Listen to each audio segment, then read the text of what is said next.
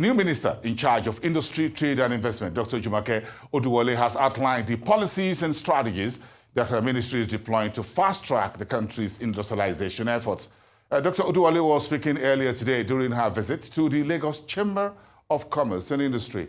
Let's take a listen. The need for policy, consistency, trade facilitation and infrastructure, access to credit and ease of doing business are all points that are fully well taken.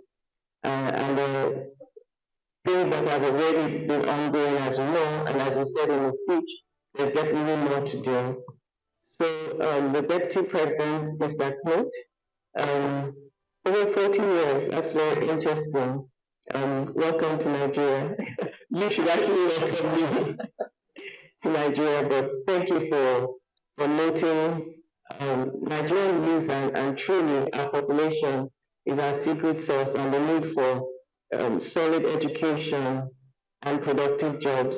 Also pushing the made in Nigeria, productivity and competitiveness, and the ability to create really anything, leveraging our very creative youth and sector, and also the arable land, that we have some of the best arable land on the continent and in the world really, and in a large proportion, and the use of that to leverage on agriculture. Chief, thank you for your comments. It's always impressive just to be here. 137 years, as well know, my uncle Adekunle is also a very critical member, but every time I hear it and the Lcci, and how all your commitment, all of you, to this project, and you turn up even at this time of the day and you're engaged and active, and thank you so much for still continuing to call for the importance of education and human capital development. We count on your experience in calling for the reform of the economy, speaking about corruption and security reforms, and reminding us yesterday was truly a historic event, the launching of the book and the history that was recounted and the things that were corrected. And thank you for bringing that to the fore this morning as well. These are important things. I don't take it for granted, having the opportunity to listen to an audience such as this. Mr. Tumekoka, thank you for the work that you do and have continued to do in the area of technology and access to data. As you know, this is one of our priority areas. We've prioritized services after being appointed and looking at a close look at Nigeria's GDP. Everybody can testify that over 50% of our GDP is now in the area of services, and we know where ICT fits in that demographic, and one of the fastest growing trajectory. It's where our young people are competitive. It's where we can enable productive jobs. And some of you may be aware that Nigeria is now a digital trade champion under the AfCFTA, the African Continental Free Trade Area, under the African Union. This was announced on Sunday in Addis, and Mr. President got a commendation for his work on digital trade. So I'd like to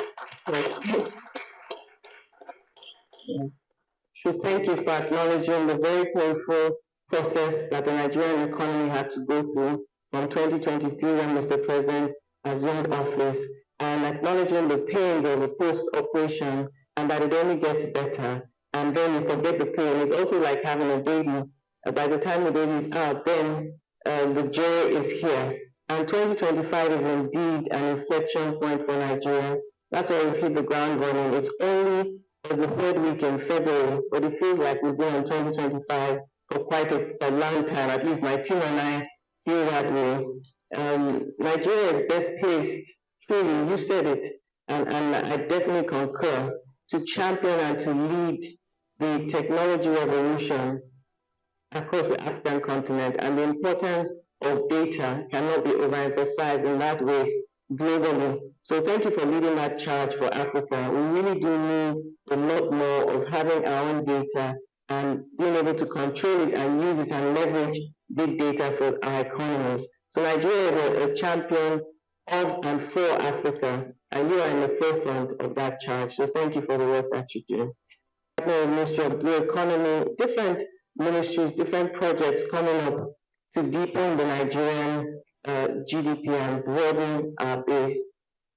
So just to assure you that investment retention is our number one priority. You all know my work from Ease of Doing Business and of course have been pillars of support. You've invited me on a couple of occasions to speak from this very podium on the business climate reforms that I've had the privilege to lead for the past 9 years. And investment attraction, the deep investment attraction, the way that Mr. President has championed as Chief Investment Officer himself from May of 2023, over 30 international trips, selling Nigeria's economy, which has generated over $50 billion in investment announcements. Our role is now to follow up on those announcements and enable that capital to come home into the economy. So that's all the work that we've been doing. We've also been working with the capital markets, with several sectors to deepen and attract and make sure that the investment that is coming into the country, we have a lens and a focus of making sure that it generates not just consumption, but production for exports to bring that very important foreign exchange export proceeds mix that this economy needs. And that takes me into trade policy. I work with operationalizing the AFCFTA and making sure that, for instance, our free zones and our manufacturers in country are enabled for more productivity to export into the region and across the world, focusing on agriculture, as we rightly pointed out, and manufacturing in general. This is what creates jobs, for instance, in our industrialization drive, working on how to redevelop our auto sector, whether it's from tire manufacturing, components also, and actual manufacturing of vehicles